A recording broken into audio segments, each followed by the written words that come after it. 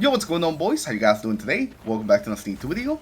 And in today's video, we're finally making a build for the Void Hunter using the new aspect, some of the new mods, and pretty much all the other really good buffs that the Void got this season. I am surprised that somehow Void builds keep getting better season after season. And today's build is going to be perfect for any endgame activity, so if that's what you're looking for, you came to the right place. We're going to have Devour, damage resistance, invisibility, and of course, those beautiful volatile rounds. So hopefully you guys enjoyed today's video, and if you guys do, remember to leave a like, and subscribe to the channel in case you guys haven't already, for some more build videos. So let's get into it, and first let's start with the exotics, since that's the basis of everything.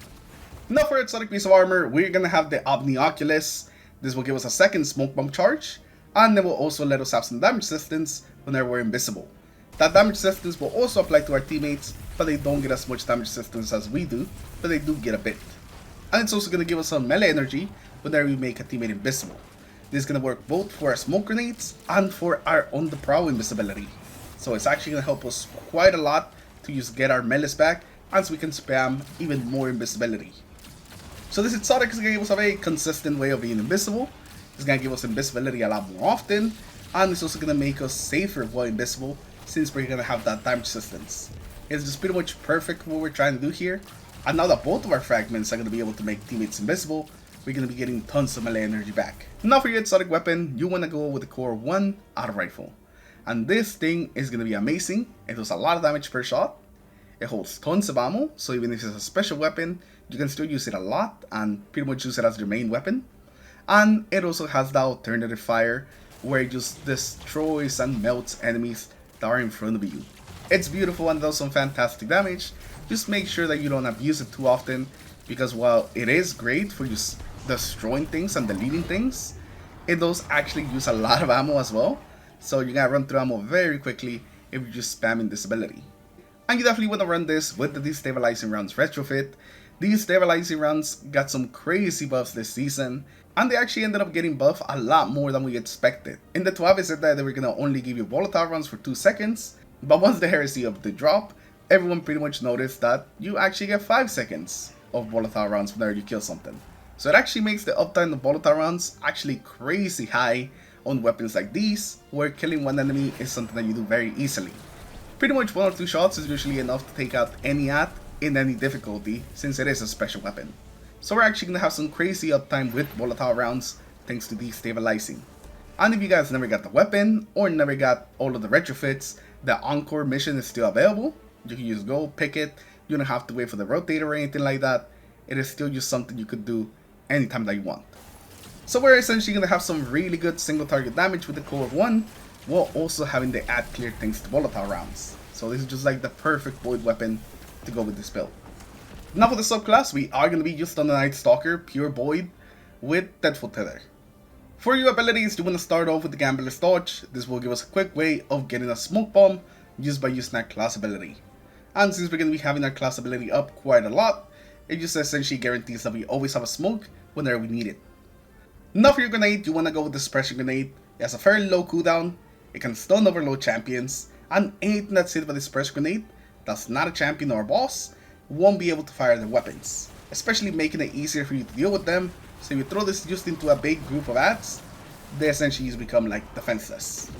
Now for our first void aspect, we can have Trapper's Ambush, and this is what's gonna allow us and our teammates to go invisible with our smoke grenades, and it also gives us Quick Fall, which is that dive that you can do down, which makes you invisible, as well apply weaken around you.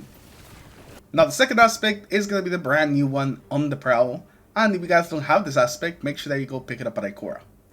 Now this is gonna give us another way of getting invisibility for ourselves, as well as our teammates.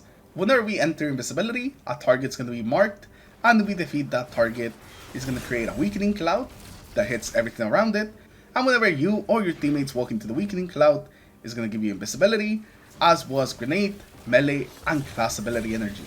And thanks to our exotic armor, whenever our teammates walk through the cloud to go invisible, we're also going to get a bit of extra melee energy, so we can use our smoke grenade a lot more often.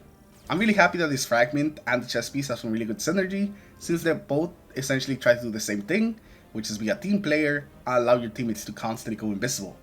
So both of them helping each other out just kind of makes sense. Now moving on to the fragments, the very first one we're going to have is going to be the Echo Starvation. And this is gonna give us Devour whenever we pick up a Void Breach or an Orb of Power.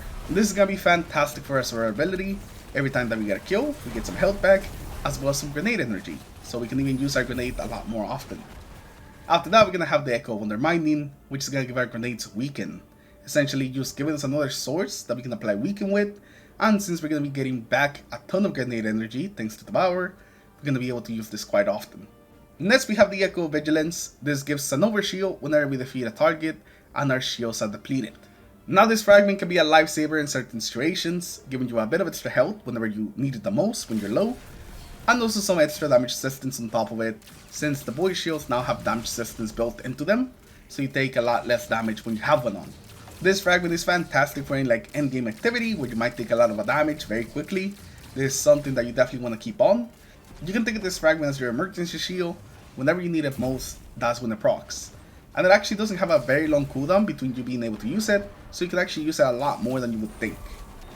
After that, we're gonna have the Echo of Persistence, and this just pretty much buffs all our void abilities. Our invisibility, our overshield, and our devour are all gonna last longer. They essentially all increase by like 50 or 40%. Invisibility is only by 40%, but our overshield and devour is by 50%, bringing up their uptime to essentially 15 seconds. Invisibility is gonna be more around 8 to 9 seconds, but it is still a pretty long time to be invisible. So overall, it just enhances all our abilities, so we have them up a lot more often. And the final fragment is gonna be the Echo Harvest, defeating weakened targets, create a source of power, and also void breaches. Now this is fantastic because Orbs of Power are gonna help us get our abilities back faster, as well as our super, and also the void breach are also useful since we do get class ability energy from them, and both of these will also grant us Devour if you don't have it already. So it's also a very easy way of getting that going, and basically you're never going to be running into any lack of ability energy. With all these things right here, you're basically always going to be cycling through your melee, your class ability, your grenades. We have just some crazy ability uptime when everything comes together. Now on the artifact, you want to take Volatile Marksman, Void Weapon Precision Hits, and Rapid Void Weapon Final Blows, give you volatile rounds. Essentially, this gives us another way of also just keeping the volatile rounds going, so we're always going to be having volatile rounds, even if we don't have something like Refalcon. Dreadful Finisher is also going to be fantastic. Whenever we defeat powerful combatants with our finisher, it spawns special ammo for us, and also our allies. And if we defeat subjugators, tormentors, or champions, it spawns even more ammo. This is going to help us just constantly be topped off on ammo, so we never run into any issues. Malignant Harvest is also going to be an amazing perk. Whenever we rapidly apply Volatile, it will allow the next time that we do damage with a void weapon to do a weakening pulse, essentially just weakening groups of enemies. And we're going to be able to proc this very easily over and over again since we always have volatile rounds. A lot of times you don't even notice that you proc this till you're just hitting weakened enemies. It just procs so often that you don't even have to think about it, it's just something that happens. And the final bolt that you want to run is going to be Void Floods. Whenever you defeat some of those weakened enemies with a void weapon, they're going to spread volatile to nearby targets, and bigger targets make bigger explosions. So it just gives another way of applying volatile in a big area, so that's going to proc then Malignant Harvest again, so you can do it all over again. These three mods right here just essentially work on a feedback loop, just constantly give you volatile rounds, and weakening, and more volatile rounds. They just work together so well with each other, and when you have all three of them, it's gonna work perfectly. Individually, each mod is pretty great, but together they just really become amazing. But those mods are gonna be the only ones that you need specifically for this build. And lastly, let's take a look at the mods that are in on this build. For the helmet, we have Power Preservation, so we can make some more orbs with our super. Harmonic Siphon, so we can make orbs with our weapon. And then Special Ammo Finder, since we are using a special weapon as our main weapon, we just want to be topped off as much as possible.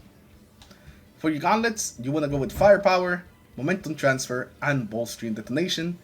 All grenade mods, since we are going to be using our grenade quite a lot. So whenever we get some kills, we make orbs, and whenever we do some damage, we get some melee energy as well as class ability energy. For your chest piece, these are just going to be our resistances, not really special here, they're just the resistances. For the boots, we have the classic Absolution Orbs of Restoration, better already. You could actually get rid of Orbs of Restoration and instead run like a Scavenger, especially if you're went with a heavy that's also void. This could be something that you do. because we are already going to have some pretty good ability uptime that we don't necessarily need both of them. And lastly, for the class item, you're going to go Powerful Attraction, Reaper, and Bomber. So we can get some of our grenade energy back, so we can make more orbs after using a class ability, and so we can pick up all the orbs that we're making whenever we use our class ability. So hopefully you guys enjoyed the video. This thing is crazy. The amount of like ability energy you have up, the amount of invisibility you have up, having constant volatile rounds, applying weakens.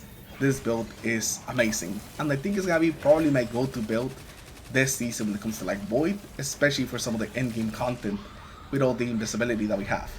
When I saw the change to volatile rounds, I knew the value of the Gyrfalcon was gonna go down a bit, but now that we get a lot more than it was originally stated on the TWAB, as long as that's not an issue that they then revert, I think the Gyrfalcon has become less of a priority when it comes to like Void builds, because any weapon with destabilizing rounds can now get just volatile rounds very easily.